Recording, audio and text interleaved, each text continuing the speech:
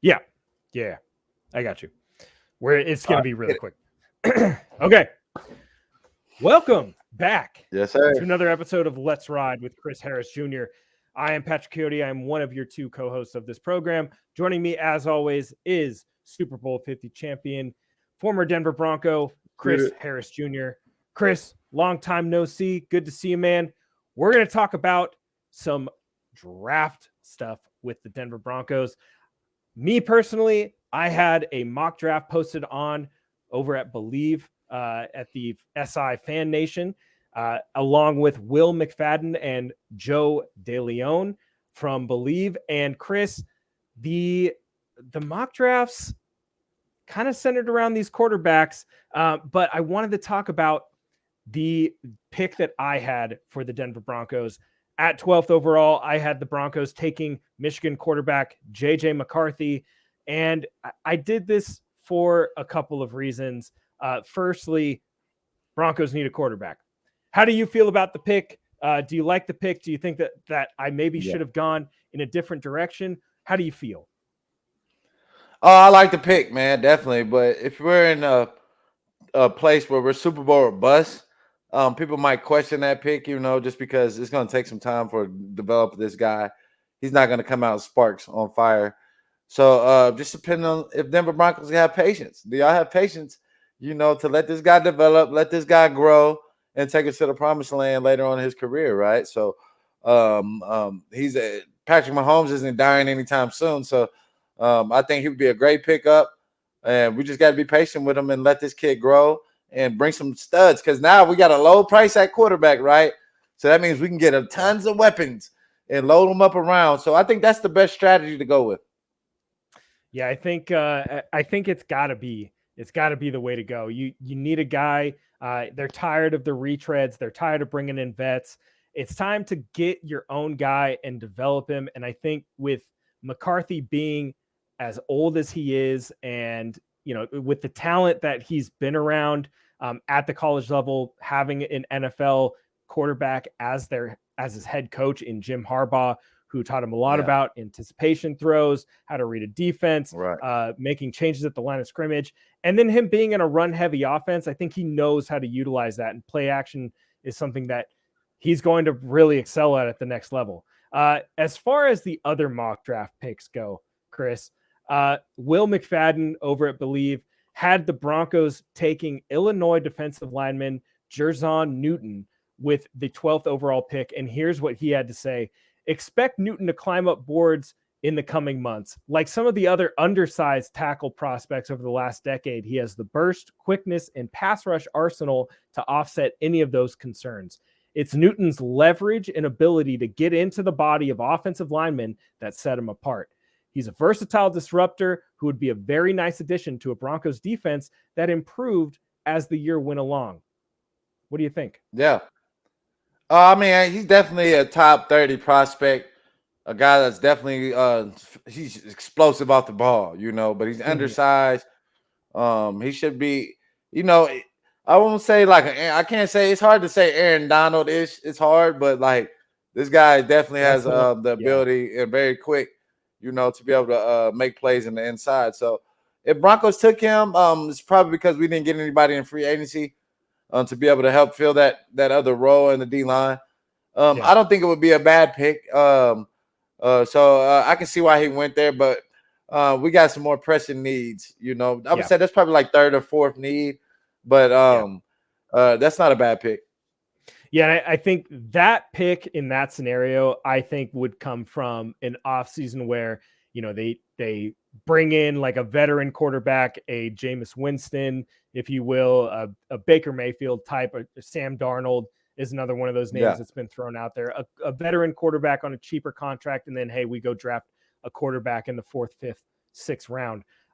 As for Joe DeLeon, I love Joe. I think his analysis is really great. He's down working with the Senior Bowl right now. If you're not following his work, go follow his work. He had the Broncos in his second mock draft. He had the Broncos taking LSU wide receiver Brian Thomas Jr. And here's what he had to say about this pick. There's a plethora of question marks surrounding the offensive situation for the Broncos. While Denver could look for a veteran at quarterback, They badly need a young and healthy receiver to improve their offensive production. Brian Thomas Jr. will blow up the NFL Combine with his rare physical traits and can be an explosive option alongside Jerry Jeudy. Interesting, Chris. Joe is suggesting that the Broncos are going to move on from Courtland Sutton this offseason, something that we just talked about over on Bleacher Report, and they would keep Jerry Jeudy for this year, something that also has been talked about in the media. Brian Thomas Jr., love the pick. Love the player. I think he is amazing at the point of attack. I think his catch radius is phenomenal. I would call him a more athletic Courtland Sutton. I mean, just more explosive, but he's still a little raw in his route running. How do you feel about that selection for the Broncos in that spot? I think that's a bad pick. I think Broncos showed that they can have serviceable receivers that don't have to be first-round picks, right? They had a lot of guys that came in and played their roles and made big plays. So I'm not going to push the needle for a receiver. I think we have more glaring needs, especially at corner opposite of Pat, tackles. And stopping and run. I think we're last in the run. So I would hold off on receiver right now, depending on what we do with Courtland Sutton and Jeudy. But hey, man, that kid is gonna be a stud, right? He definitely has a chance to be up there. And he can't be in a conversation with Marvin Harrison, but he has a chance to pass his running mate Neighbors, right? Or the other guy from Washington, right? To hop up in that number 2 spot. Don't be surprised if he's the number 2 receiver taken off the board. So I see why he picked that guy, because he's a freak athletically. He's gonna kill the combine. Just from watching the film and watching his tape, watching how he moves. So I can see why they took it. He like a Brian Thomas Jr. because that is like getting a number 1 receiver in other drafts. When you get this guy. Yeah, and I mean, you look at that spot too. Jerry Jeudy was picked in a very similar range as far as that draft went, but that was also a star-studded receiver draft.